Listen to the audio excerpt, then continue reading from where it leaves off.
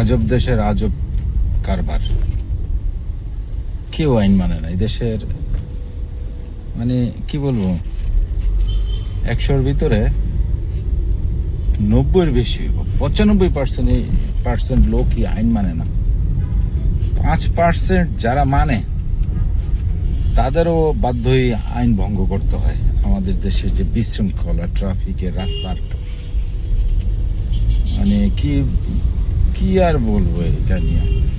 মানে এরকম আজব, মানে কি বলে এটাকে, হরেক রাজার দেশ আছে না, এরকম কথা আছে না একটা, যেমন খুশি তেমন সাজো।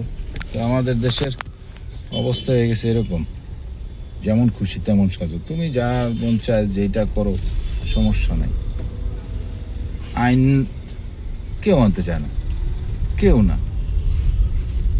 আর যাই হোক, যে 2-3টা ফাইন দেয়, জরিমানা করে ট্রাফিক পুলিশ, ওইটা নগণ্য নগণ্য জরিমানা করা হয় নগণ্য দোষের কারণে।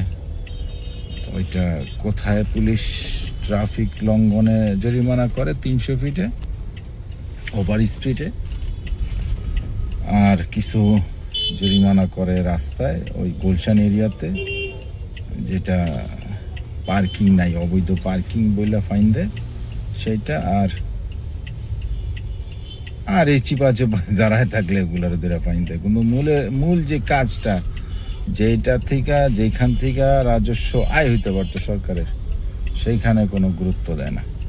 যাই হোক, বিশৃঙ্খলার দেশ, এইভাবেই চলবে, এইভাবেই মেনে নিতে হবে আমাদের কিচ্ছু করার নাই। আমরা বাঙালি, আমরা সইতে মাইনা নিছি সব কিছু। আমরা তো বাঙালি জাত। এটা শেষ কথায় বিশৃঙ্খলার একটা গুরুত্বপূর্ণ কথা। আমাদের দেশে ফরেনিয়াররা আসলে হাসে এদেশের রিক্সা চালানোর স্টাইল দেখা লজ্জাবোধ হয়। যাই হোক, এই লজ্জাবোধ আর কবে শেষ হইব জানি না, আল্লাহ মাহবুব জানে। তো ধন্যবাদ সবাইকে এতক্ষণ আমার সাথে থাকার জন্য। ভালো থাকবেন।